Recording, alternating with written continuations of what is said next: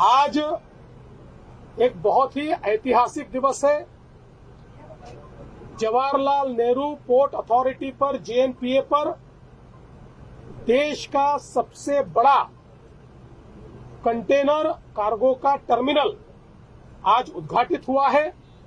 भारत के प्रधानमंत्री श्री नरेंद्र मोदी जी और सिंगापुर के प्रधानमंत्री श्री वांग जी, इन्होंने एकत्रित रूप से इस टर्मिनल का आज उद्घाटन किया है। इस उद्घाटन के साथ देश का सबसे बड़ा टर्मिनल तो महाराष्ट्र में हुआ ही है, लेकिन देश की सबसे बड़ी कैपेसिटी भी अब महाराष्ट्र में खड़ी हुई है।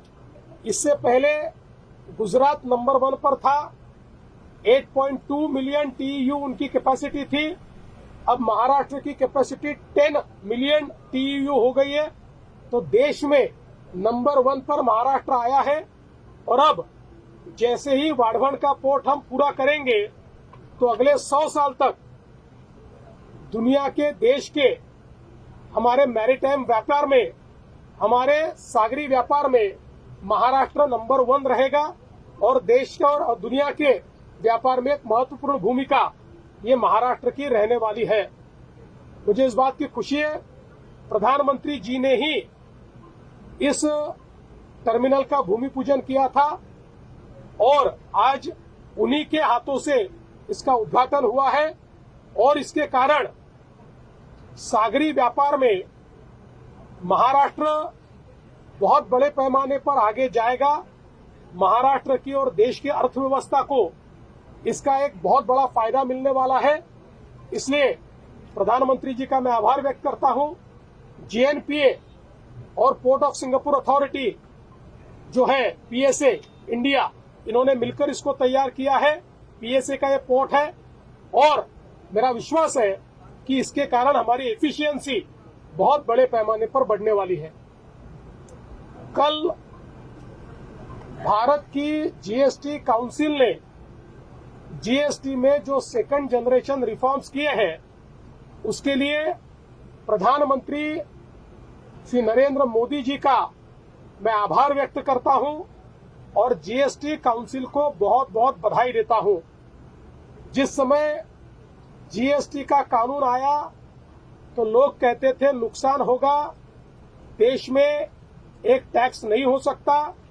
देश में एक टैक्स भी आया और एक अप्रत्याशित इस प्रकार का टैक्स कलेक्शन भी देश ने देखा और इस कलेक्शन में पहले साल से नंबर 1 पर महाराष्ट्र रहा।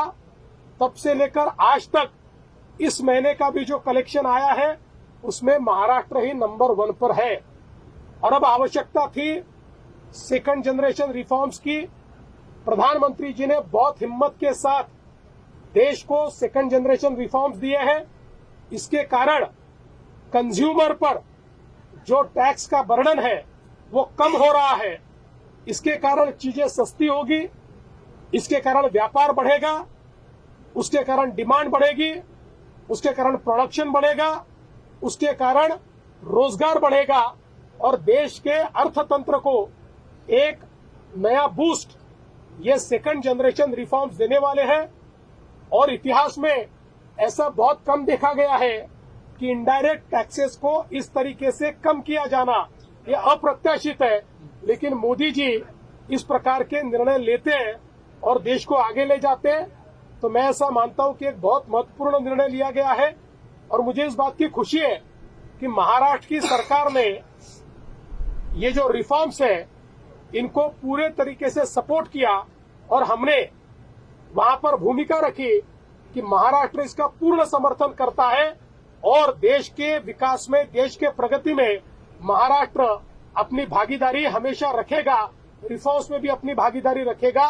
और मैं मानता हूं आने वाले दिनों में हम लोग इन रिफॉर्म्स के माध्यम से जो परिवर्तन होगा उस परिवर्तन की भी भागीदारी करेंगे। सर, लेकिन अब कहीं न कहीं जो ओबीसी नेता है, चाहे छगन भुजबल हो या तमाम ऐसे नेता है, वो इस पर शक पैदा कर रहे हैं कैबिनेट छोड़ करके। देखिए, कोई क्लियरिटी अगर आप दे सके तो।